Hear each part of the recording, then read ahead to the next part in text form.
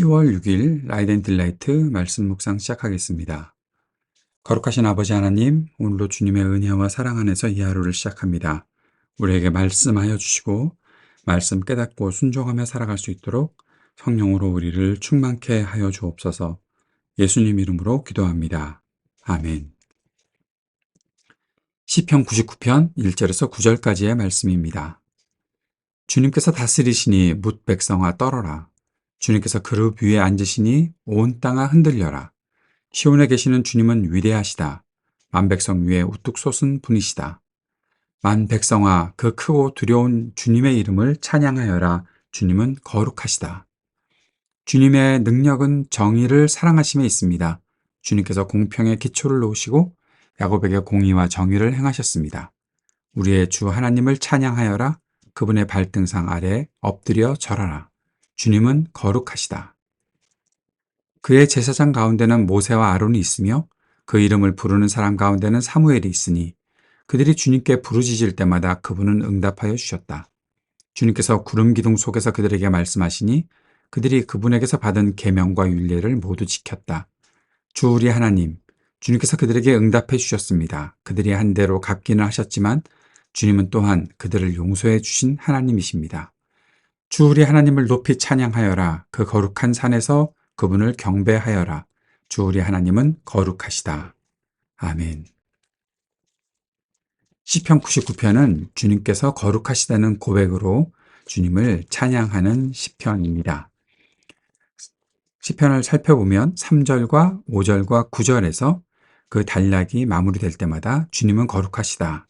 9절에서는 주 우리 하나님은 거룩하시다 라고 외치고 있지요.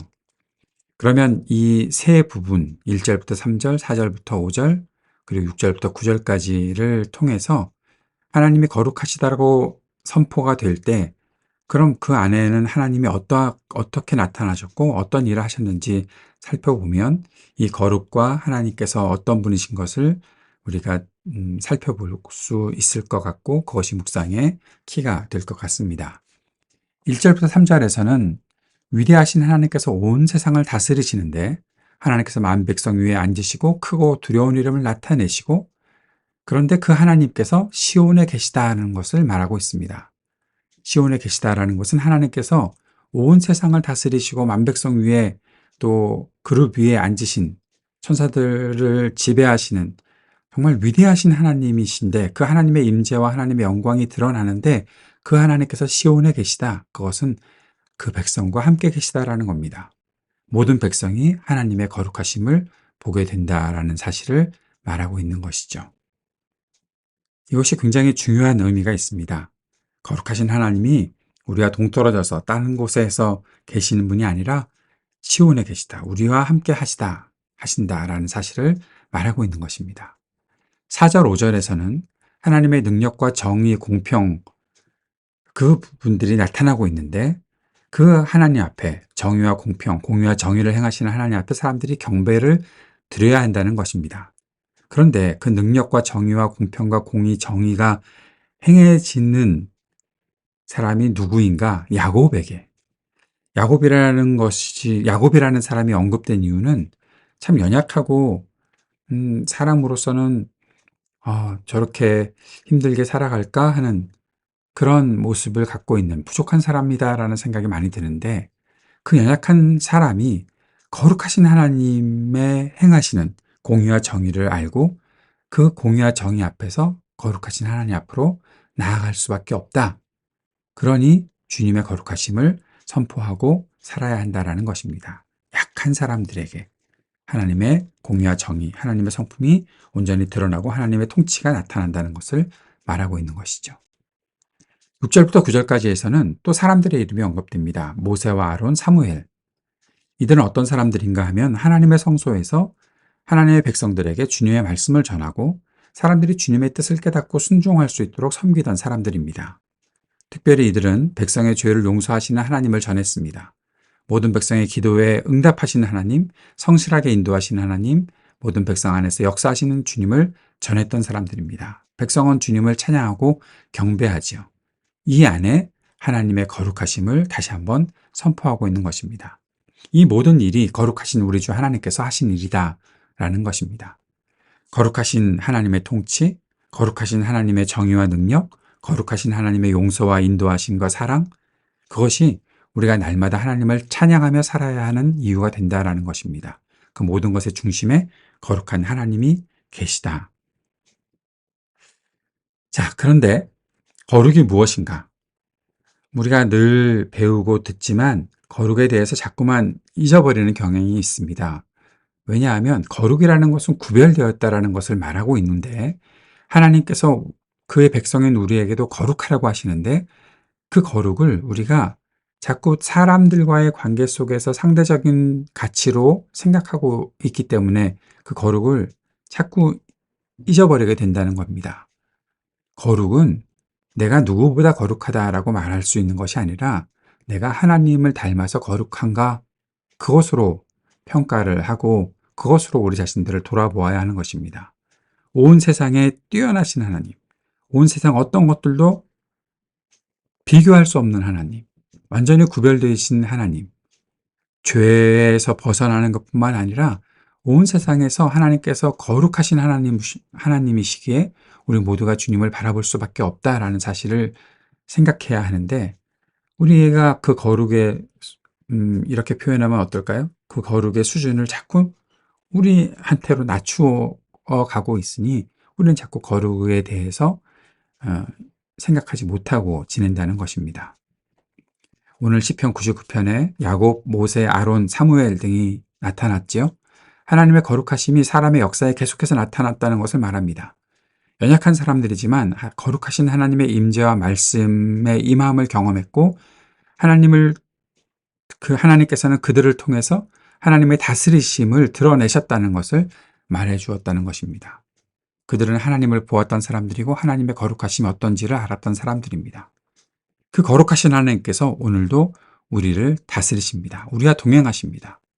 우리의 삶을 통해서 위대하신 주님, 거룩하신 주님, 공의와 정의, 긍휼과 사랑으로 우리를 인도하신 주님을 우리가 전할 수 있어야 하겠고 나타낼 수 있어야 하겠습니다.